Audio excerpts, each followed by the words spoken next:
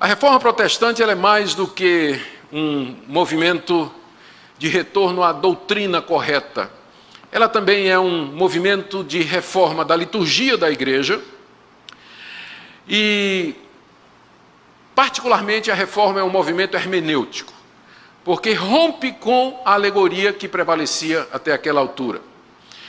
Por isso que é bom lembrar que a reforma protestante foi, em muitos sentidos, um movimento hermenêutico e representa um momento crucial na história da interpretação das Escrituras. O domínio de séculos de interpretação alegórica foi finalmente quebrado e houve o retorno aos princípios de interpretação defendidos pela escola de Antioquia que nós vimos hoje de manhã. Se você não esteve aqui hoje de manhã, eu creio que os vídeos estarão disponíveis, não é isso, pastor? Você pode, então, depois ver a aula sobre Antioquia e Alexandria que foi dada hoje de manhã. Aqui eu quero resumir para vocês as principais contribuições da reforma para a hermenêutica bíblica. Não antes sem dizer, aqui estão os principais reformadores: Hus, que é um pré-reformador, Lutero, Calvino, Wycliffe, já mencionei, Zwinglio. Zwinglio na Suíça, Wycliffe em Inglaterra, Calvino em Genebra, na Suíça, Lutero na Alemanha e John Hus na Polônia. Palavras de Lutero: pois temos o Espírito Santo como nosso guia. Através de Moisés, ele não nos dá alegorias tolas. Está se referindo àquele tipo de alegoria que eu dei exemplos aqui. Ele nos ensina acerca dos eventos mais importantes sobre Deus, o homem, pecador e Satanás, o originador do pecado. Ele nos ensina, ele não nos dá alegorias tolas. Isso caracteriza o pensamento dos reformadores sobre o tipo de interpretação que era feita pelos sofistas e papistas antes da reforma protestante. Muito bem. Para entender a hermenêutica dos reformadores, primeiro nós temos que entender a posição que a Escritura passou a ocupar no pensamento deles. Os reformadores, eles rejeitaram e condenaram o conceito de que a hierarquia da Igreja Católica era a autoridade máxima em questões religiosas, com o Papa decidindo infalivelmente todas as questões. Esse era o ponto. Antes da reforma, o que prevalecia, se você perguntasse como é que eu sei a verdade a respeito de Deus, a resposta é: a igreja tem a verdade. A igreja é a detentora da verdade. A igreja aqui que eles falavam é a estrutura da Igreja Católica Apostólica Romana. A igreja é a detentora da verdade. E aí perguntava, mas com que autoridade ou por que a igreja é a detentora da verdade? Resposta: porque o representante de Pedro é o seu cabeça.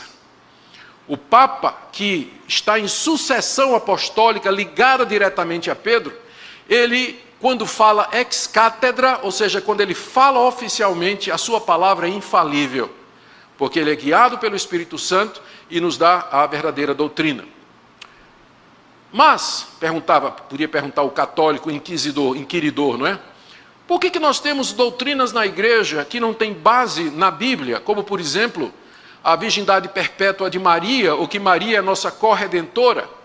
Resposta é que Deus, através do Papa, continua trazendo novas revelações para a sua igreja.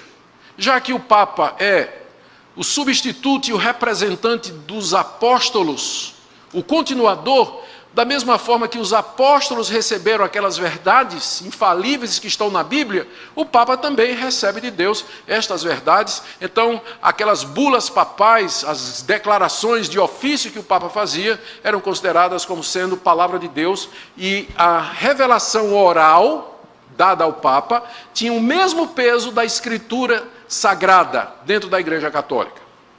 Os reformadores acharam que isso aqui está errado. Por isso, qual foi o principal lema da reforma protestante? Sola Scriptura. Somente a Escritura.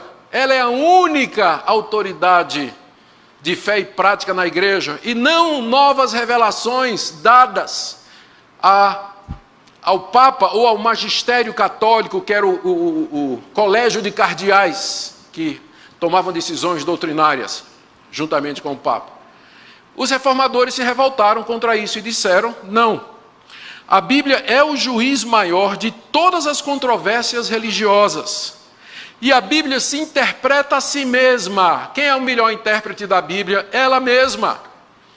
Por exemplo, vocês devem ter visto aí um pastor recentemente defendendo uma certa bandeira política, dizendo que está escrito lá no Evangelho de Lucas, Jesus disse, bem-aventurados os pobres. Então nós temos, todo o trabalho da igreja tem que ser em prol dos pobres. Mas aí você vai em Mateus e vê que na verdade a frase completa é bem-aventurados os pobres de espírito.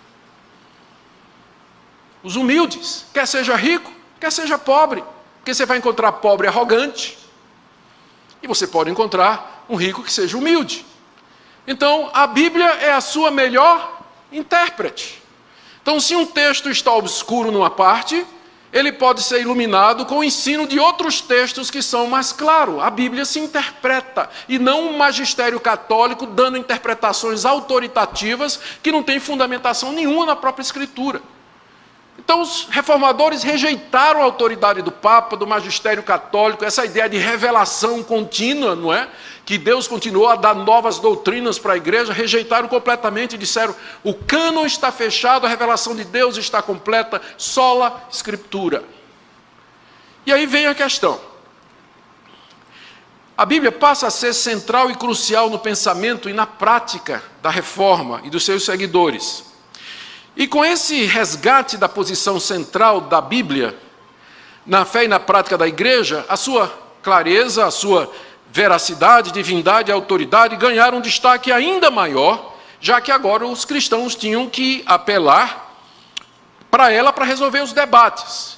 Na época do papado, se havia uma disputa teológica, quem que resolvia o que era certo e o que é errado? O que é que a Bíblia quer dizer? Resposta, o Papa. Mas agora não tem mais Papa. Então, como é que eu sei o que é que a Bíblia está dizendo? A resposta, então, é que os reformadores tiveram que desenvolver um sistema de interpretação que facilitasse o acesso à Escritura, não somente dos líderes e dos pastores, mas de todo o povo, já que agora a Bíblia passou a ser dada a todo o povo. Lutero traduziu a Bíblia para o alemão. Foi uma das primeiras coisas que ele fez quando a Reforma Protestante começou. Antes era uma hierarquia infalível, encabeçada por um Papa infalível que decidia as questões religiosas. Mas a Reforma Protestante agora sabia que a decisão dessas questões somente podia ser alcançada através do Espírito Santo, falando através da palavra de Deus. Então, a tendência passou a ser isso que eu falei, que a própria Bíblia se interpreta, ela se harmoniza, ela se explica, e que nós então devemos tratá-la como sendo clara nesse ponto. Na época medieval, passagens difíceis eram interpretadas e resolvidas com a tradição e os dogmas da igreja. Mas os reformadores tinham que achar outra solução, já que eles rejeitaram a autoridade da igreja, não é? Da igreja católica, e o caminho foi interpretar Escritura com Escritura, visando harmonizar as aparentes contradições. Eu posso dar um exemplo aqui. A gente lê os evangelhos sobre a cura daquele cego em Jericó, e a gente percebe que os três evangelhos contam a mesma história, mas que tem detalhes diferentes. Um evangelho diz que Jesus curou o cego na entrada de Jericó. Outro evangelho diz que ele curou 2 cegos na entrada de Jericó. E o outro evangelho diz que ele curou um cego na saída de Jericó. Então como é que a gente resolve isso? A gente não tem um papa para apelar, né? Para ele resolver.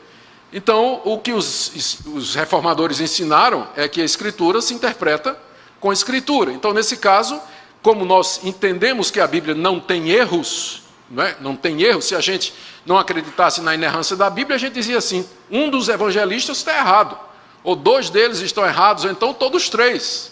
Mas nós não vamos afirmar isso, porque nós cremos que a Bíblia ela não pode errar. Então, a nossa resposta para situações assim é sempre harmonizar os relatos. E então, a harmonização, ela tornaria o problema menos grave. E várias tentativas são feitas para harmonizar, como por exemplo, eram 2 cegos, só que um era o que falava, né? Um era o bocão, né? Vamos dizer assim, o outro era mais tímido. E eles começaram a pedir para serem curados quando Jesus entra em Jericó, e Jesus atende quando sai da cidade. Então os evangelistas contam a mesma história de perspectivas diferentes. E aí você tem a sua resposta comparando escritura com escritura.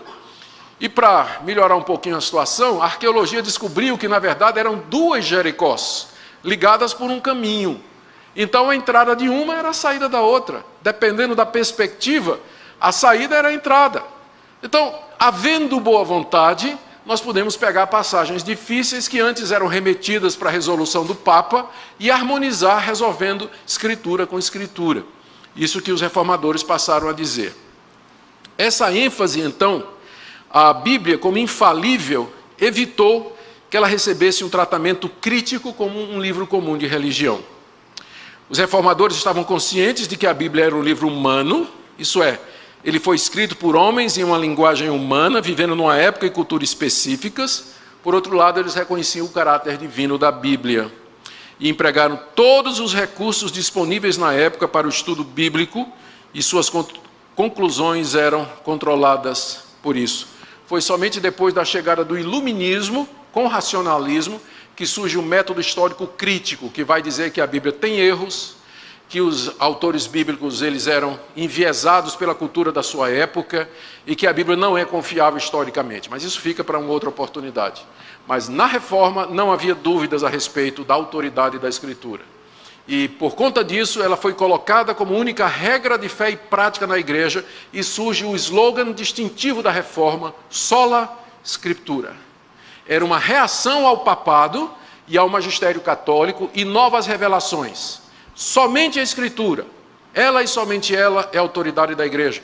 E a forma de interpretá-la é usando ela para esclarecer suas próprias partes. Olha o que Calvino escreveu. Bonitinho, não era, Calvino? Bonitinho. Dos reformadores eu acho mais simpático. Lutero é feio demais. Bom, já que nenhuma resposta dos céus nos é dada diariamente, então Calvino estava consciente de que o Espírito Santo não ficava do céu dizendo, isso aí quer dizer isso, soprando, tive uma inspiração, né? Calvino sabia que isso não acontece, né?